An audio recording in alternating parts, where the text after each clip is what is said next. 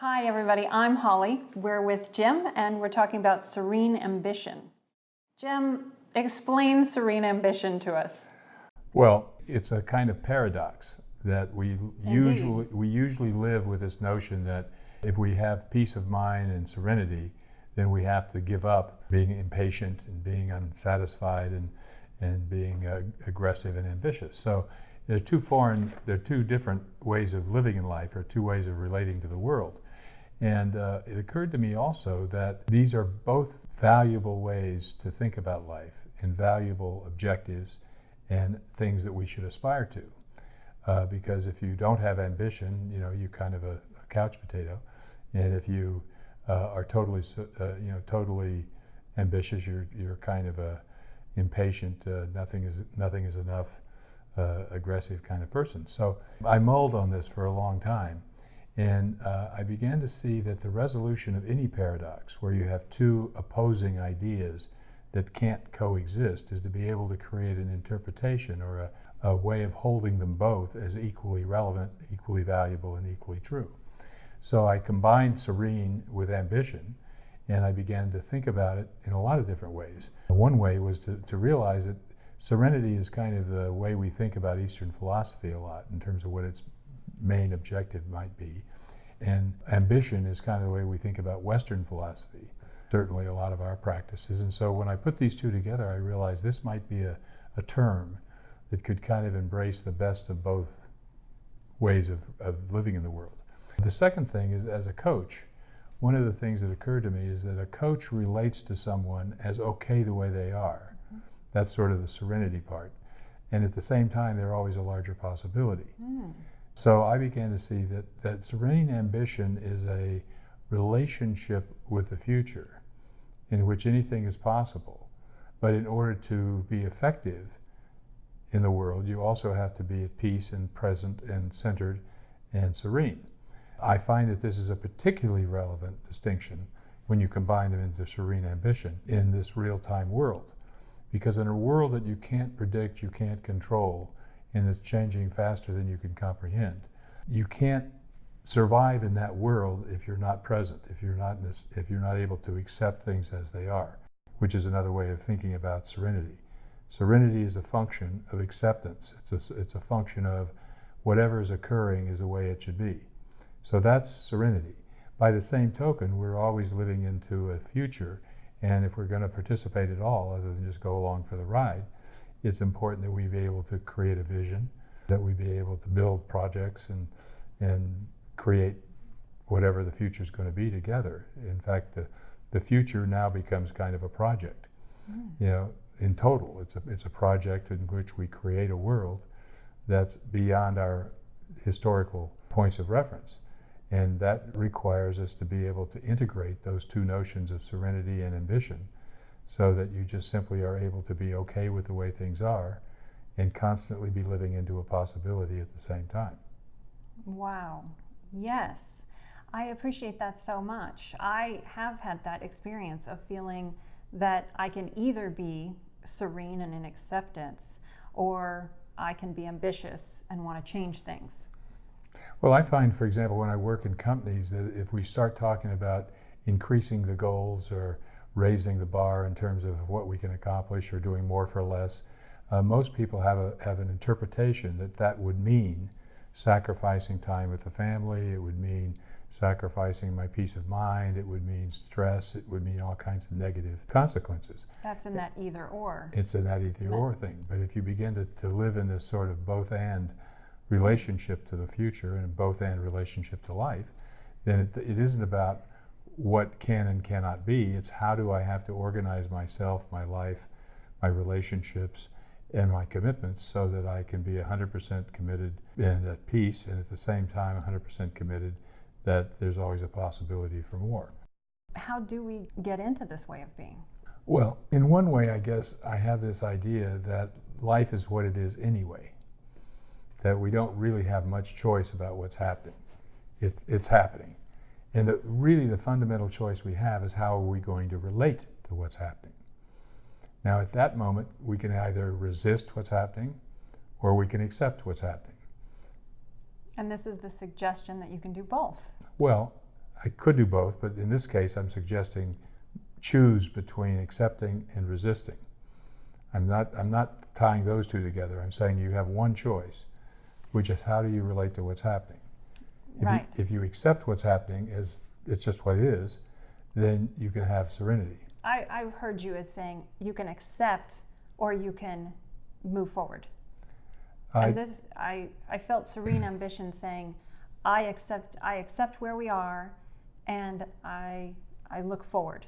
Well, in fact, I'm not sure where you heard me say that, but let me just clarify where I'm at, which is I'm not saying that you can accept or move forward. That's not what I'm saying. I'm saying you are always moving forward, and or not, but wherever you are and whatever's going on, your relationship to what's happening is one of either coping and resisting or accepting. That's the choice. Now, if you accept things as okay the way they are, then I think that's going to manifest or experience as some version of serenity. And if you don't accept or you resist or you're fighting, you're living in a resistant relationship with life, then you're going to have some form of dissatisfaction, perhaps resentment. I don't know what that would look like, but it'll be some negative mood that's called up when you're not okay with the way things are. Now, again, that can get you to serenity, but that doesn't get you to ambition unless you're also prepared to make substantial commitments to creating a future that's not going to be happening anyway. So when you can commit to a future that's not going to happen anyway, that's ambition. So ambition is connected to our commitments, and serenity is connected to how we relate to what's happening. So then the opportunity as a sort of lifestyle or a way of orienting in life is to just make it your policy that everything's what it is anyway, and your only choice is going to be to accept or resist. Secondly, get yourself centered in the question of what do I care about? So, it really comes down to what do I want my life to be about? And if I want my life to be about and whatever I care about, then that's ambition. I am curious, is it possible for us humans to simultaneously be serene and be committed about building a better world? Well, I obviously think that's not only possible, I pretty much have dedicated my life to living that. Whenever I'm unhappy or whenever I'm upset or whenever I'm in a negative mood, that sort of triggers that my serene index is off. Or said it more practically, I'm resisting something. And when I see that I'm resisting something, then I'm recovering my choice, and then I can pretty quickly get myself back to serenity. And by the same token, when I find myself drifting and sort of going through life on automatic, or not being particularly creative, or not feeling particularly inspired, those are times when my ambition probably is failing, or maybe I'm playing too many computer games, I don't know. But whenever that's going on and I find myself sort of going through life on automatic, that's a kind of reminder to me that I should perhaps recover, or at least rethink, what am I committed to today? What am I committed to in this moment? And so again, I find that I can pretty much straddle both of those ideas simultaneously most of the time. So yes, I think it is possible. I don't think it's easy necessarily, because we're so addicted to this either-or thinking. I also find, I mentioned it earlier, that this is a sort of essential way of being if you're in the coaching world, or if you're in the creative arts or in the performing arts, because you're trying to evoke greater experience, greater expression, larger commitments, larger levels of accomplishment from someone. And you can't do that if you're trying to fix them. If you're trying to control the player, or you're trying to control the actor, or you're trying to control the performer, then you're basically going to be limiting their creative expression, not empowering it and enabling it. So again, that's where Serene Ambition has a very practical foundation for me, because it's the core of how I relate to people that I'm coaching or mentoring or teaching, or working with to try to accomplish more. I also, as I've gotten older, sort of think that serene ambition is a sort of important idea to keep a hold of, because while I think a lot of people will get more serene as they get older, I think they also typically give up their ambition. And so I'm sort of encouraging a lot of my older friends to see the possibility that you can have the end of your life have as much ambition as the beginning of your life, and that it's not just about serenity, but it's an opportunity to live your life with both to the end of the game. Yeah. What interests you most about that? Well, I mean, I'm still participating in my company, and I still participate with my clients, and I'm still trying to do writing and thinking on things. And most of all, I'm continuing to be a student. So I think the nature of my ambition has shifted less from producing and much more toward learning. But you can be just as ambitious for learning as you can be for starting or running a business. Mm-hmm. I know I've shared with you before that I will sometimes substitute thought for action. Well, I think you're not alone. I think a lot of us do. And it really comes down to the best example I can think of, and I hate it when I go to dinner parties and people spend the whole dinner talking about a situation or a problem in what I call a kind of ain't it awful way. So after 3 hours of dinner, at the end of the meeting, the only thing you can say is, isn't that terrible? And I much prefer environments and situations and conversations where people are trying to clarify something. They're trying to understand something so that they can do something, or that they can sort out where they are and where they stand and what they want in a situation. So that at the end of it, it's not that we shouldn't have exploratory discussions and things, but at the end there should be some form of outcome. I think that's more meaningful than having watched an interesting television show.